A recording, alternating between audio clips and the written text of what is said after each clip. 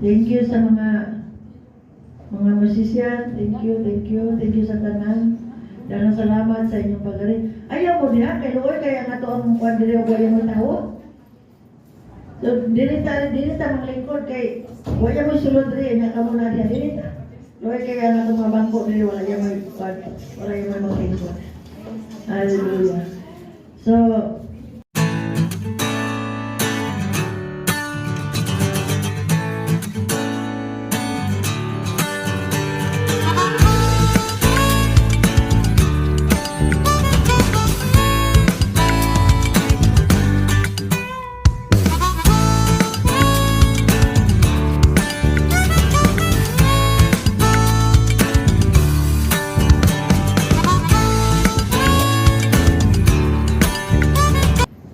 hallelujah. So welcome. Amen. Bata pa po ako. Hindi pa kong lawatan ng elder.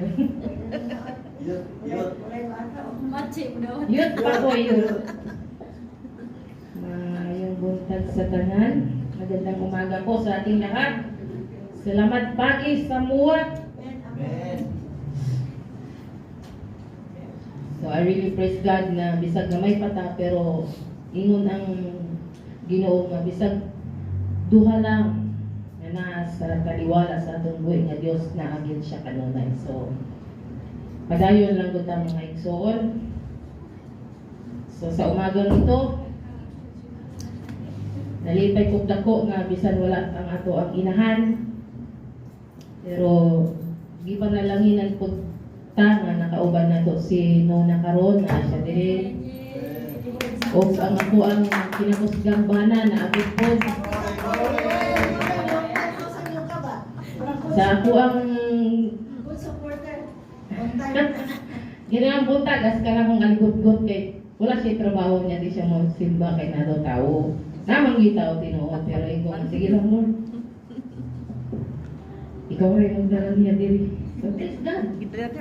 Palakpakan natin ang ating buhay na Diyos. So, ngayong umagang ito, nais ko na po i-share sa inyo na lagi kong binibiro yan si Gracia. Di ba nakikita ninyo binibiro ko siya nga, Sabado, Gracia, magandam na ka. Mga ito na tayo, andam na yung sanima. Sanawa nga matarong diya, kung sa mga naanay dugo ka unsa. O gabi nasigog komedyan, ako naman inuwi ng anak. Aska sakit na sa kugtiya. Sakit ba kugtiya ka ng buntag ko. Mao na ni Ron na sig komedya. Ako na inuwi na nakabati sa sakit kugtiya. Siguro na excited ko kayo ko. Ako na inuwi na excited kaniya. So, kay siyempre palangga na nato siya, no? Atuan na siyang manhod. So, praise the Lord po. So, sa umagang ito, mga kapatid, ang akin pong isi-share sa inyo ay nasa wait a second.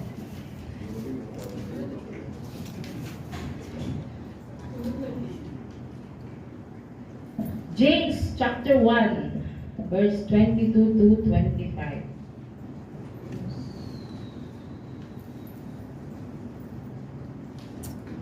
Palihog daw po, Gracia.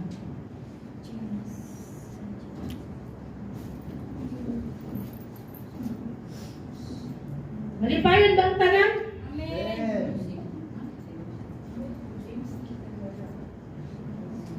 James chapter 1 verse 22 to 25. So wikang Bisaya ko natin basahin. 22, Hinoon tumanan ninyo ang pulong ug dili kay magpaminaw ra kamo niini. Nga sa ingon ginalimbungan kamo sa inyong kaugalingon.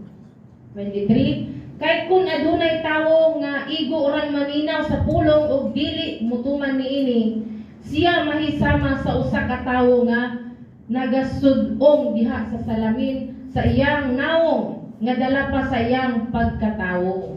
24, kay siya magasud-ong sa iyang kaugalingon ug unya mulakaw ug diha-diha mahikalimot lang dayon unsang pagkadagwaya siya. 25, apan siya nga nagatutok ngadto sa hingpit nga kasuguan nga nagahatag sa kagawasan o nagapadayon siya sa pagtutok niini, sanglit dili man siya tigpaminaw ra nga nagakalimot kun dili tigbuhat nga nagabuhat siya malipay diha sa iyang pagbuhat. Amen po ba? Amen. Alang sa atong pagsugod, mag-ampo ta. Hallelujah. Panginoon namin makapangyarihan sa lahat. Maraming salamat po Panginoon sa umagang ito na binigyan mo po kami ng panibagong buhay, panibagong lakas, at panibagong kaalaman po Panginoon. Lord, dalangin po namin na buksan mo po kami mga puso at isipan na may makita namin ang iyong kadakilaan sa aming buhay o God. Na magamit namin, Lord, ang iyong mga banal na salita, hindi lamang po para sa aming sarili, kundi magamit namin sa amin po pang araw-araw na pamumuhay. Salamat po Panginoon. At ibinabalik namin ang buong kapurian sa pangalan ni Jesus na aming tagapagligtas.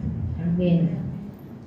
So yan po ang pag-aaralan natin ngayon. Sa wikang English po sabi niya, but do not deceive yourself by just listening to His words. Instead, put it into practice.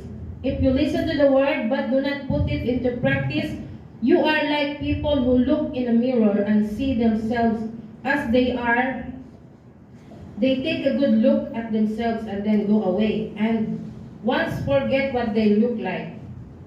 But if you look closely into the perfect law that sets people free and keeps on paying attention to it and do not simply listen and then forget it, but put it into practice, you will be blessed by God in what you do. So, ang sabi po ni James dito, ang gusto po niyang mangyari sa atin sa verse na ito, kasi marami po palang ibig sabihin. So, hindi lamang po pala yung pagtingin lang natin sa salamin. So, ang gusto po ni James na makita natin sa verse na ito ay kanunay ta magabasa o mga magpangita o magauhaw sa pulong sa Ginoo. Kung dili lang mangita, kung dili kinahanglan pod nato siyang masabtan o i-apply sa atong kaugalingon.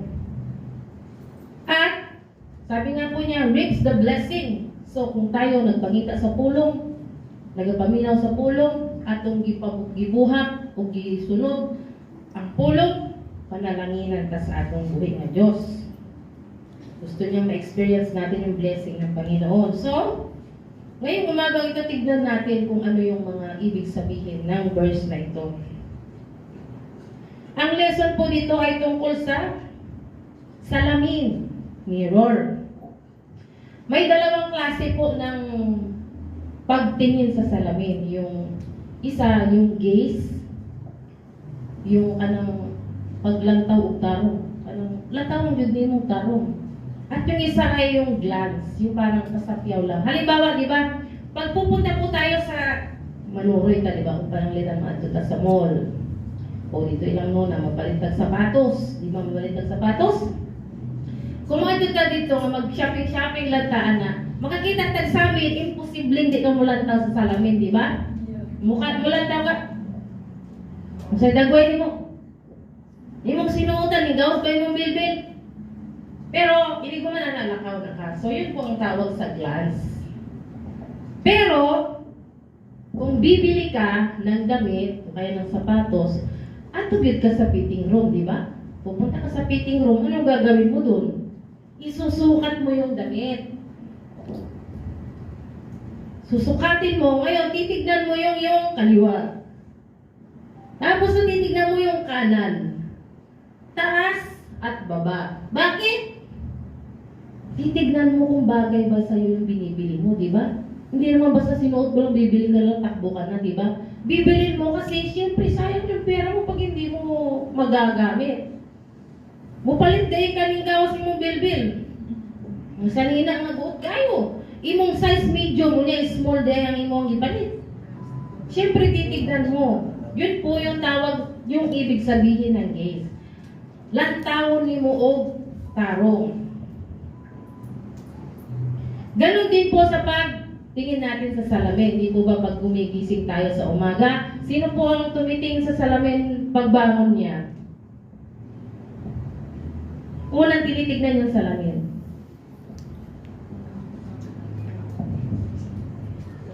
Sa katong bagong ninyo pa.